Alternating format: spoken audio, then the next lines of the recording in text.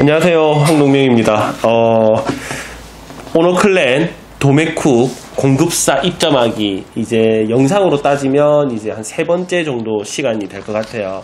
첫 시간에는 뭘 했냐면 이제 어떤 아이템 소싱해야 되는지에 대해서 영상으로 만들었고, 두 번째 시간에는 이제 물건을 저희가 직접 수입을 했거든요. 수입해가지고 그런 아이템들 이제 포장 상태라든지 그리고 이미지를 어떻게 제작해야 되는지 이런 부분에 대해서 설명을 드렸습니다. 그래서 혹시나 이 영상으로 바로 들어오시는 분들은 1부하고 2부 보고 그렇게 들어오시면 훨씬 더 이해가 빠르실 거예요.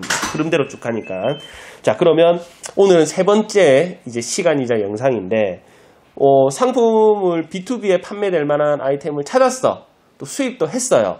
그리고 이제 박스 딱 받아보는 순간 한숨 훅 크게 내쉬고 다시 한번 전력을 가다듬고 내 상품에 대한 애정을 가지고 이제 어떻게 팔아야 되겠다 마음을 먹고, 그리고 이제 사진을 어떻게 찍어야 되는지도 설명드렸었고, 그리고 상세 페이지는 어떤 식으로 효율적으로 잘 하는지에 대해서도 설명을 드렸습니다. 그럼 이제 물건 수입했고, 그리고 포장 상태 확인했고, 사진 찍었고, 상세 페이지까지 만들었다. 그럼 이제 상품을 등록해야 되잖아요. 등록하기 또 제일 먼저 고민되는 게 가격입니다. 가격을 도대체 얼마 정도 받아야 되느냐. 자, 여러분들이 일단 내가 판매할 가격에 대한 설명을 드리기 전에 시장의 상황에 따라서 이제 마진율의 변화에 대한 걸 제가 한번 설명을 드리도록 할게요. 원래 전통적인 우리가 무역 상거래 시장에서 뭐 제조업이 있고 무역상이 있고 도매가 있고 소매가 있고 여러 개가 있겠지만, 쉽게 딴 건 다 빼버리고 도매하고 소매만 우리가 떠올려볼게요. 우리는 지금 이제 소매상이 아닌 도매를 하려고 마음먹고 있단 말이에요. 우리가 물건을 직접 수입을 해서 소매하시는 분들에게 물건을 주는 도매업을 하려고 하는데, 예전에는 여러분들이 그냥 예전이 아니고 그냥 단순히 생각했을 때는 도매상들이 마진이 높아야 될 것 같아요, 소매상들이 마진이 높아야 될 것 같아요? 도매상. 금주님은? 지금 말고 그러면 옛날 시장이다. 그럼 여러분들도 저한테 교육을 좀 많이 받으신 분들이라서 생각이 그간데, 제가 원하는 답변은 보통 일반적인 사람들은 그렇잖아요. 도매와 소매가 있다 그러면 당연히 도매상은 대량으로 이제 파는 거니까, 소매가 많이 도매는 대량으로 파는 거니까 마진을 작게 받고 대신 대량으로 파는 거고, 소매는 이제 마진이 높은 대신 이제 하나씩 소비자들한테 파는 거고, 이런 개념이었거든요. 맞잖아요. 그래서 예전에는 우리가 도매라고 하는 게 마진이 보통 10에서 15%, 20%대, 소매상 마진은 35%에서 45%대, 이게 적정 마진이라고 유통가에서는 얘기를 했어요. 근데 지금은 그게 바뀌어버렸어요. 이게 왜 그러냐면, 예전에는 도매상보다 소매상들이 마진이 좋았던 이유가 뭘까요? 소매상들이 예전에는 마진을 더 많이 가져갔던 이유가 뭘까요? 많이 없어서 또 글쎄요. 리스크를 소매상들이 지고 있었기 때문에 그래요. 예전에는 우리가 쇼핑몰을 하든 매장을 한다 그러면 도매상에서 물건을 내가 떼가지고 오는 거잖아. 떼가지고 와서 내 가게나 내 사무실이나 내 창고에 넣어놓고 물건을 판매할 때 직접 사입 개념이에요. 그래서 물건에 대한 리스크를 누가 가지고 있냐면 소매상들이 가지고 있는 거예요. 도매상들은 물건에 대한 리스크가 크지 않았어요. 제조사나 수입하는 데서 물건 받아와가지고 소매상들에게, 또 소매상들한테 하나씩 안 팔잖아. 뭐 100만원치, 뭐 100개씩 이렇게 대량으로 소매상들에게 물건을 판매하되, 도매상들은 중간에서 최소한의 마진을 보는 유통 구조로 움직였는데, 지금은 이게 사입이라고 하는 개념 자체가 없어졌어요. 맞잖아요. 요즘 인터넷상에서 소매 판매하거나 하시는 분들 거의 대부분 하는 게 위탁 판매란 말이에요. 나는 재고에 대한 리스크 안기 싫어. 그리고 물건에 대한 리스크 안기 싫어. 반품 교환에 대한 리스크 안기 싫어. 리스크는 아무것도 안 하려고 해요. 대신 나는 편하게 이미지 제공해주면 물건 팔고, 물건 판매되면 거기에서 나는 마진만 챙겨갈래. 이런 개념으로 바뀌었단 말이에요. 그래서 지금은 여러분들이 어떤 업체에다가 소매로 물건을 공급을 통째로 해준다. 그분들이 사입을 해가지고 한다. 그러면 마진을 소매상들에게 많이 줘야 되는 게 맞아. 맞죠? 근데 우리는 하려고 하는 게 뭡니까? 내가 창고를 가지고, 내가 물건을 가지고, 이미지도 내가 다 만들어가지고 제공 다 해주고, 물건은 소매상들이 판매만 해. 물건 판매되면 내가 어떻게 해줄게? 바로 쏴줄게.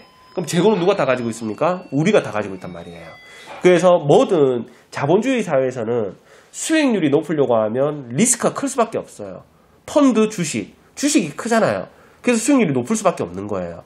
직장인들, 자영업자들 돈을 많이 번다 그러면 누가 더 많이 벌 수 있습니까? 자영업자들. 대신 자영업자들은 리스크가 있잖아. 맞잖아요. 내가 돈을 투자해가지고 내 시간을 투자하는 건데, 직장인들은 내 시간과 노동력을 팔아가지고 돈을 버는 사람들이 직장인이기 때문에 성장할 수 있는 게 한계가 있지만, 자영업자들은 리스크가 큰 대신 사업을 성공해버리면 큰 돈을 버는 것처럼 도매와 소매에 대한 개념들도 지금은 완전히 바뀌고 있는 겁니다. 지금 온라인 전자상거래상에서. 그래서 여러분들이 이건 냉정하게 어디까지나 저희 도매상들 입장입니다. 소매상들 입장에서는 뭐라고 할 수도 있겠죠. 자, 그러면 도매상들 입장에서 지금 우리 창배님과 금주님이 물건 돈 주고 물건 쌓아놨잖아. 그리고 지금은 집에서 시작하지만 언젠가 창고도 얻을 거 아니에요. 저처럼. 창고 임대료 들어갈 거예요. 그러면 포장 싸는 직원들도 구해야 될 거 아니에요. 맞죠? 그리고 물건 반품 교환해야 된다. 불량된다. 그럼 누가 리스크도 떠안아야 됩니까? 공급하는 우리가 또 다 떠나야 된단 말이에요. 맞죠? 그러면 마진율을 우리가 소매상들보다 당연히 많이 가져가야 되는 게 지금은 맞다는 얘기인 겁니다. 알겠죠? 그래서 소매로 누가 얼마에 팔든 소매상들을 생각하지 마세요. 우리는 우리가 사업을 하는데 유지돼야 되는 적정 마진율을 무조건 정하고 소매상들이 거기서 자기네들이 5%를 붙이든 10%를 붙이든 100%를 붙이든 그건 이제 본인의 역할인 거예요. 만약에 소매상들 중에서도 마진을 더 가지고 싶다 그러면 자연스럽게 우리한테 물건을 위탁 판매가 아니고 사장님 저 100개 정도 물건 매입할게요. 그럼 당연히 더 싸게 해주실 거 아니에요. 그렇죠. 맞죠? 혹은 사장님 그럼 그러지 말고 경쟁력을 내가 더 가지고 싶으니까 사장님 물건 중국에 수입할 때 일본에 물건 발주 넣을 때 제 물건도 대신 좀 같이 넣어주시면 안 돼요? 그래서 사장님은 중간에 수수료만 받으셔도 되잖아요. 그럼 또 해줄 거 아니에요. 그래서 뭐든 자본주의 사회에서는 내가 리스크를 얼마나 안느냐에 따라서 마진율이 틀려지는 거기 때문에 우리가 리스크를 가지고 있고 우리가 돈을 투자한 부분이기 때문에 내 사업에만 집중하시면 되는 겁니다. 알겠죠? 그래서 제가 다 말씀드릴게요. 제 기준입니다. 다른 사람들은 다를 수도 있어요. 저는 도매로 물건을 납품을 할 때 물건 도착 원가가 예를 들어서 샘플을 저 옆으로 다 치워놨는데 이 물이 예를 들어서 중국에서 우리가 관부가세 다 내고 물류비 다 내고 국내 도착 원가는 이제 다 계산이 되시잖아요. 그렇죠? 국내 도착 원가가 1,000원이다. 그럼 저는 이걸 도매로 풀 때, 위탁 판매로 풀 때 얼마에 푸냐면 저는 최소 2,000원을 풀어요. 2배. 엄청 많이 붙이죠. 근데 여러분들 B2B 해보셔서 아시잖아. 우리들한테 물건 받아가는 B2B 이제 소매업체들은 마진율 몇 프로 봅니까? 10%, 15% 보잖아요. 맞죠? 그러면 소매상들은 저희들한테 뭐라고 하냐면 도둑놈이라고 얘기를 해요. 맞죠? 그럼 저는 그렇게 얘기를 하고 당당하게 왜 저는 물건을 수입하는 방법도 알려드리고 판매하는 방법도 다 알려주는데 그럼 직접 사입해가지고 하세요. 그러면 돈 들어가잖아요. 재고 쌓이잖아요.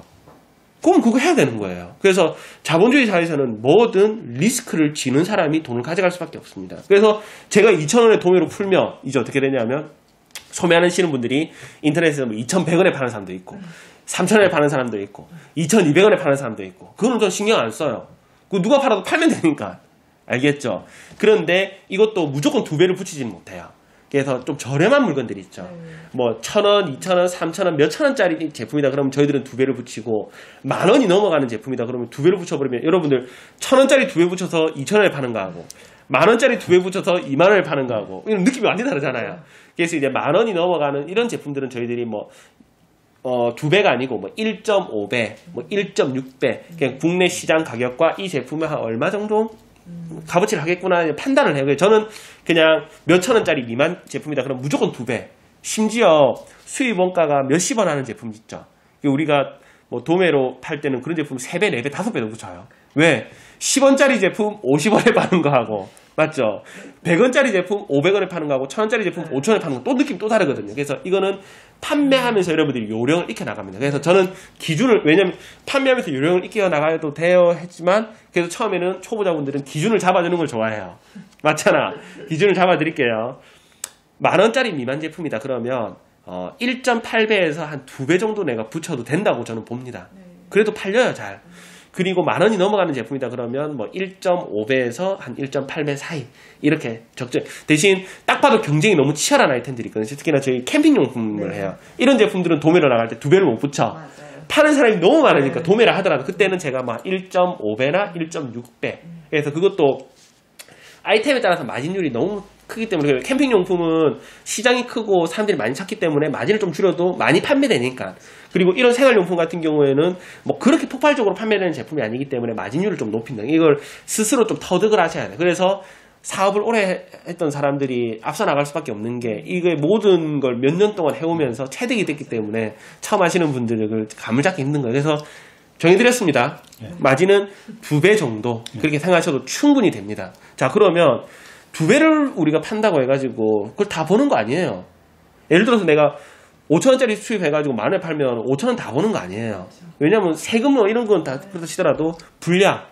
물건 받아봐서 알잖아요. 벌써 이거는 못 팔겠다는 제품도 이미 생겼죠? 딱 받아봤는데, 아, 이거는 너무 불량이 심해서 이건 너무 쓰레기 같아서 못 팔겠다는 제품이 이미 버려진 거예요. 그리고 반품 교환 또 들어와요. 맞죠? 반품 교환에 대한 것도 생각하셔야 돼요. 그리고 여러분들 그거 잘 아셔야 되는 게 포장 비용이 엄청 큽니다. 비싼 제품 팔 때는 10만원짜리, 몇십만원짜리, 몇만원짜리 제품 팔 때는 박스 하나 포장비 신경 안 써요. 근데 금주님은 직접 포장해 보셔서 아시겠지만 박스값 비싸잖아. 제일 싼 게 뭐 300원대, 조그마한 것도 300원대. 맞아요. 그리고 큰 박스 있어요. 저런 박스는 뭐 몇천 원씩 해요. 박스가. 비닐 뽁뽁이도 엄청 비싸요. 그래서 포장 비용이 예를 보세요. 1,000원짜리 상품 팔았는데 내가 1,000원에 물건 수입해가지고 2,000원에 팔았어. 포장 비용이 박스 값이 500원 들어가 버려. 그러면 또 똑같아지는 거예요. 그래서 소매상들이 너네들 수입해가지고 뭐 2배, 3배 마진 보고 너 도둑놈들 아니야? 신경 끄라는 얘기인 거예요. 그 사람들은 그 사람들의 이야기인 거고, 우리는 사업을 할 때 한번 딱 그리고 우리는 모두 들어가 창고에 부동산에 들어가는 비용이 있죠. 인건비 들어가는 비용이 있죠. 상품에 대한 재고 부담이 있죠. 상품 불량에 대한 리스크 있죠. 포장 비용이 있죠. 이런 걸 다 따져봤을 때 2배 이상의 보는 마진이 절대 큰 마진이 아니라는 얘기인 겁니다. 알겠죠? 그래서 이제 여기 리스크를 줄이는 방법은 포장 비용을 이제 어떻게 좀 더 저렴하게 할 것인지, 그리고 어떻게 하면 불량률을 낮출 것인지, 이런 부분들을 이제 하면서 그건 여러분들이 스스로 이제 터득해 나가셔야 된다는 거. 알겠죠? 가격에 대한 건 해결됐죠? 네. 자, 그 다음 택배. 또 그 다음으로 많이 고민하는 게 또 저한테 물어와서, 택배 어떻게 해야 돼요? 택배 계약을 해야 되는데 택배 계약을 안 해준단 말이에요. 그래서 이것도 영상에서 제가 말씀드릴게요. 저희들은 택배비로도 돈을 벌어요. 이미 다 알고 계신 분들도 많겠지만, 일반적으로 소비자들이 택배비 얼마 정도 지불합니까? 2,500원 지불하잖아요. 맞죠? 저희들은 소비자들한테 택배비 2,500원 받아요. 그러면 우리는 택배 회사에다가 택배를 보낼 때 한 건당 얼마씩 지불할까요? 2,200원, 2,000원. 정확한 금액을 말씀드리기 힘들지만 택배 회사에서 저희들은 더 저렴한 비용으로 택배비를 내요. 이거는 뭐냐면 규모의 경제예요. 말 그대로 우리가 택배를 하루에 뭐 10개, 20개 보내는 게 아니고 하루에 택배를 2, 300개씩 보내다 보니까 택배 회사에서도 당연히 물건을 많이 사는 사람처럼 물량을 많이 쓰는 사람에게는 깎아줄 수밖에 없는 거예요. 대신 우리는 그 비용을 우리 회사의 운영비로 쓰는 거고, 또 어떻게 보면 커미션이라고 할 수도 있죠. 이거는 나쁜 게 절대 아닌 게, 그렇잖아요. 물건을 판매하고 서비스를 제공해주는 사람 입장에서 하루에 택배 5개 보내는 업체가 있고 하루에 택배 300개, 400개 보내는 업체가 있다. 그럼 당연히 여기에 단가를 낮춰줘야 되는 게 맞죠. 그래서 어떤 판매자들은, 정말 착하신 분들은 택배비를 소비자들에게 2,000원, 1,800원 받는 사람들도 옛날엔 있었어요. 네. 없어요. 지금은 없어요. 왜 없냐면 상품의 가격이 너무 경쟁이 치열해지다 보니까 그것까지 다 해줘버리면 판매자들이 먹고 살지 못해. 그래서 심지어 심한 판매자들은 물건 원가에 그대로 팔고 택배비로만 먹고 사는 판매자들도 있어요. 물건을 수입 원가 그대로 소비자들에게 팔아. 스마트 스토어 최저가로. 그리고 난 다음에 하나 팔아서 남는 건 하나도 없어. 그럼 뭘로 먹고 사냐면 택배 회사에서 주는 커미션으로 먹고 사는 거예요. 하나 보내면 그래도 뭐 몇백 원씩 남으니까 하루에 그게 몇백 개, 1,000개씩 보내봐요. 그럼 돈이 크거든요. 그래서 택배는 처음부터 여러분들이 통상 우리가 택배비라고 하면 2,500원을 생각하는데 2,500원 계약하기가 좀 힘드실 거예요. 요즘은. 특히나. 요즘 또 택배기사님들 고생 많이 하시는데 택배기사님들한테 수익이 많이 돌아가야 될 거 아닙니까? 그래서 보통은 처음 계약을 하시게 되면 3,000원에서 3,500원 달라고 할 거예요. 근데 택배 계약하기 전에는 그럼 어떻게 해야 되느냐? 편의점 써요. 우체국 써야 돼요. 처음에는. 어쩔 수 없어요. 그게 아니고 그런 분들도 있었어요. 저희 사무실에 택배 보내러 오시는 분들도 있었어요.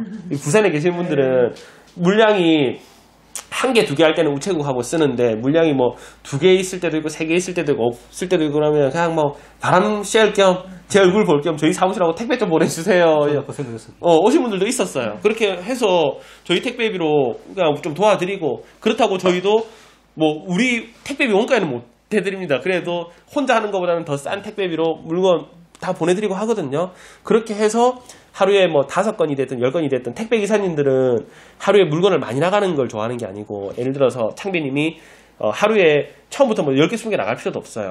하루에 하나라도 꾸준하게만 나가. 매일같이만 나가면 택배기사님들은 그건 지나가는 게 들려요. 그냥 수고해가고. 그래서 택배는 계약하는 방법이 크게 어려운 거 없이 집에 사모님이 택배 자주 쓰시죠? 제일 친한 택배 기사가 있을 거예요, 아마 기사분.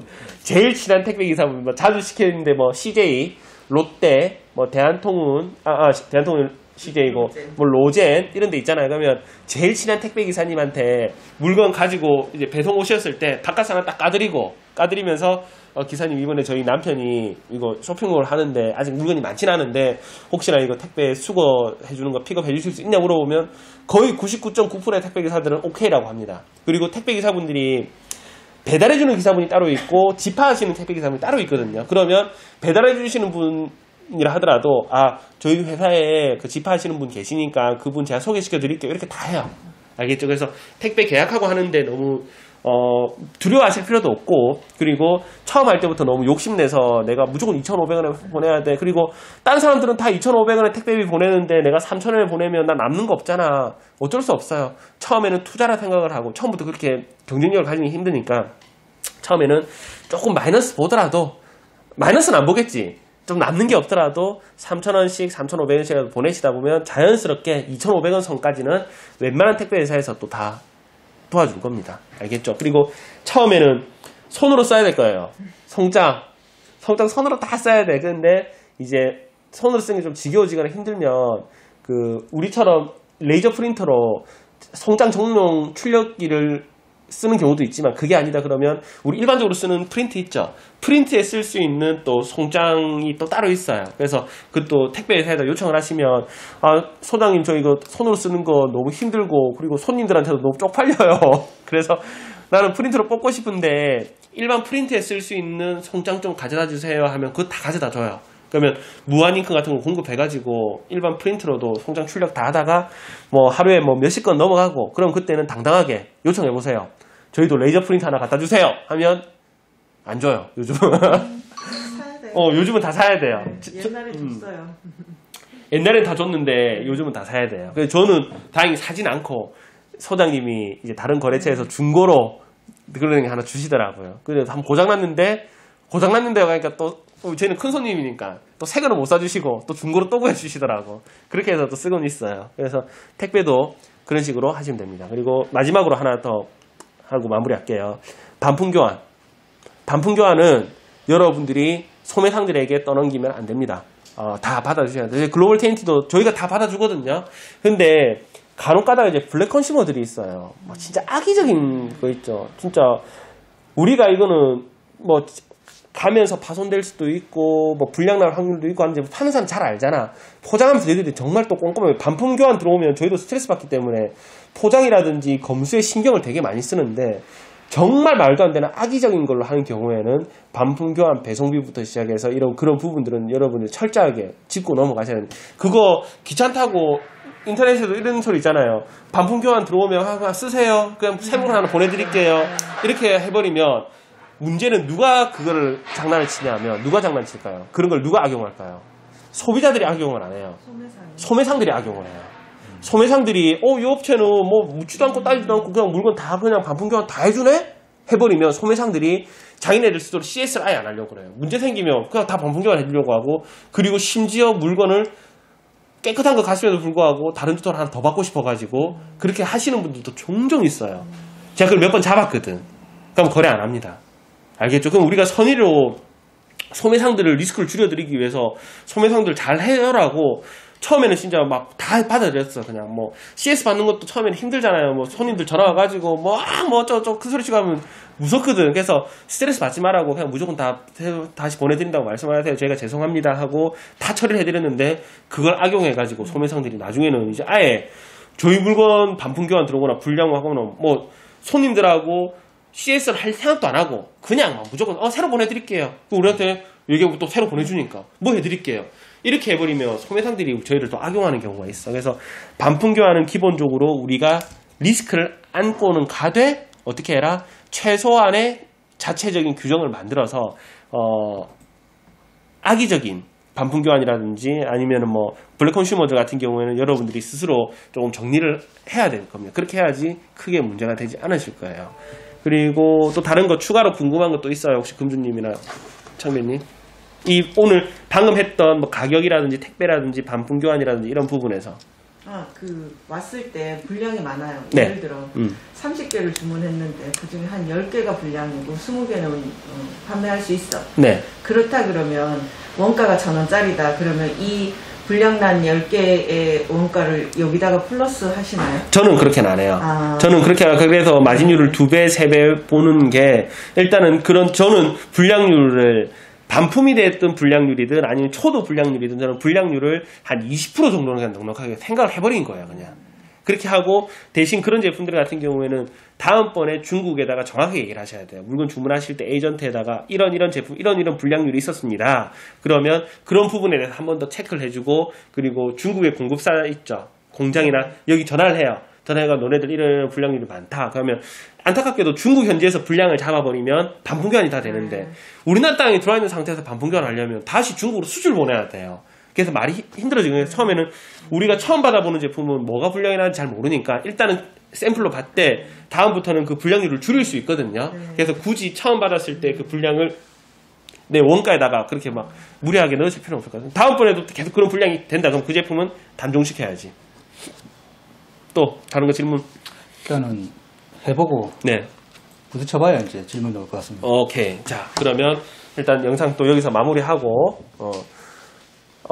보자. 오늘은 여기서 이제 영상상으로 설명드릴 수 있는 부분들은 여기서 끝이 났어요. 끝이 났고 이제 저는 이 두 분하고 이제 컴퓨터 켜서 컴퓨터로 이제 하나하나 설명을 좀 드렸는데 그거는 좀 너무 디테일한 부분이 들어갈 수도 있기 때문에 여러분들께 죄송스럽지만 공개를 좀 해드리긴 좀 힘들고 오늘 영상 마무리하고 우리 또 오늘 끝나고 난 다음에 또 한 몇 주 정도 뒤에 중간 상태 내가 정말 잘 하고 있는지 그리고 하다가 또 지금 상태에서 하다 보면 막히는 게 또 있을 거거든요. 그런 부분에 대한 걸 저희들이 한 번 더 미팅을 해서 영상으로 올려드리도록 하겠습니다. 오늘 수고하셨습니다. 감사합니다.